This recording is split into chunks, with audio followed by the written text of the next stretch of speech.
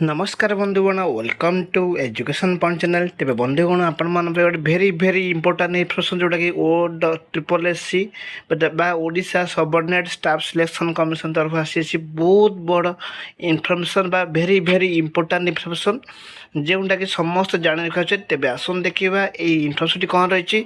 तो प्रथम जाणी रखु ये इनफर्मेशन रही जोटा कि RI ICDS supervisor ARI amino SFS post आसी तो बहुत जल्दी यार एग्जाम हो जाऊँगी जार गोटे बिग अपडेट आसी जाइए। तेज आसन देखा से अपडेट कौन रही। आपण मैंने बड़ मत देखुंट लाइक कर दिंतु शेयर करूँ आ सपोर्ट मत करूँ। ये लाइक सपोर्ट शेयर कले मत बहुत सारा मोटिवेट मिलूँ आउ एनकरेज मत मिलूँ।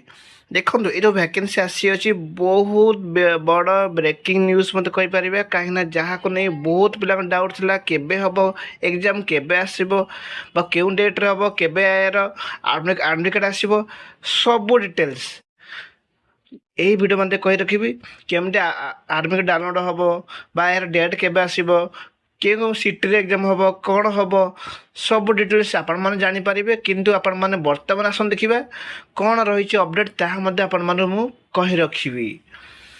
जमार भिडियोटी माने भिडियो शेष देखो जमार भिडियोटी काटी काटी देखु ना जहाद्वारा आपंकर डाउट रही।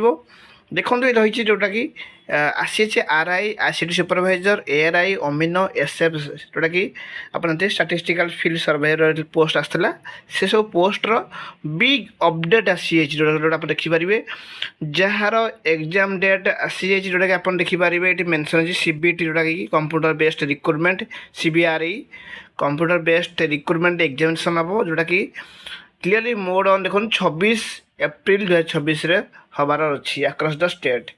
ठीक अच्छे जोटा आप क्लीयरली देखिपे आर सब अपडेट देखो date venue timing centre details will be made available on the admission letter to be uploaded online due course. तो आसीज सब डिटेल्स आसीज।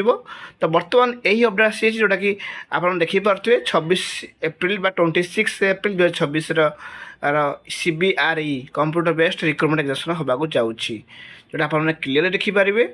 जदि आपण मैंने यही चैनल प्रथम थर अच्छा लाइक करदे शेयर करेंगे सपोर्ट मत करेंगे।